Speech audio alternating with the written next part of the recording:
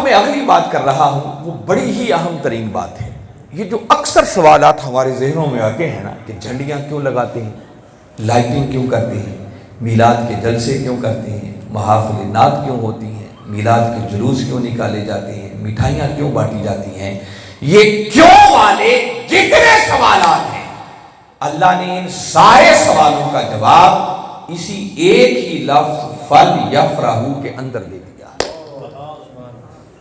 اس لیے نوجوان غور سے سنیں, آپ کے سارے مسئلوں کا حل ایک ہی لفظ میں آنے لگا. توجہ ہے آپ سب کی میری بات کی طرف؟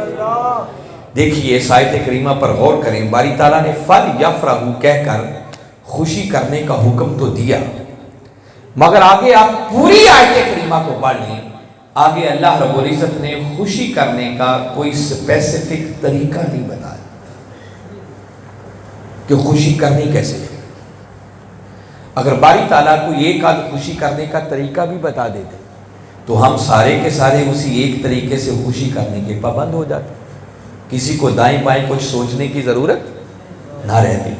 اللہ نے خوشیاں کرنے کا حکم تو دیا مگر آگے خوشی کرنے کا طریقہ کوئی نہیں بتایا.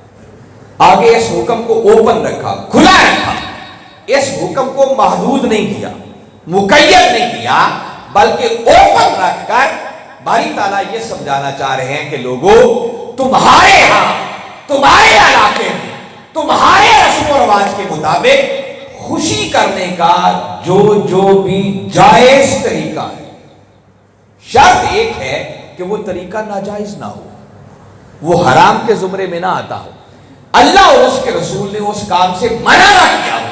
فرمایا ایک بات کو ملحوظ خاطر رکھنا, باقی خوشی کرنے کا جو بھی جائز طریقہ ہے تمہیں ہر اس طریقے سے میرے مصطفیٰ کے میلاد پر خوشی کرنے کی اجازت ہے.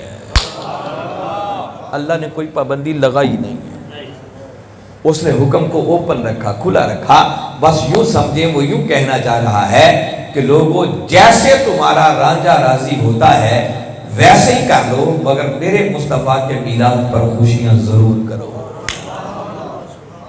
اگر میں اور اس کو کھولوں تو اس کا معنی یہ ہے کہ باری تعالیٰ فرما رہے ہیں کہ دیکھو میرے مصطفیٰ کی ولادت کا دن آئے, کسی کا دل نوافل پڑھ کے خوش ہوتا ہے تو بھئی وہ نفل پڑھ لیا کرے, کسی کا دل صدقہ و خیرات کر کے خوش ہوتا ہے تو بھئی صدقہ و خیرات کر لے, کسی کا دل جھنڈیاں لگا کے خوش ہوتا ہے تو بھئی وہ جھنڈیاں لگا لے, کسی کا دل لائٹنگ کر کے خوش ہوتا ہے تو بھئی وہ لائٹنگ کر لے, کسی کا دل میلاد کا جلسہ کر کے خوش ہوتا ہے تو بھئی وہ جلسہ کر لے, کسی کا دل محفل نعت کر کے خوش ہوتا ہے وہ محفل نعت کر لے, کسی کا دل میلاد کا جلوس نکال کے خوش ہوتا ہے وہ میلاد کا جلوس نکال لے, کسی کا دل مٹھائیاں بانٹ کے خوش ہوتا ہے تو وہی وہ مٹھائیاں بانٹ لے. تو اللہ نے کوئی پابندی لگائی نہیں ہے, وہ کہتا ہے بابا جیسے کرنا ہے کر لو, مگر میرے مصطفیٰ کے میلاد پر خوشیاں ضرور کرو. اس نے کوئی پابندی نہیں لگائی.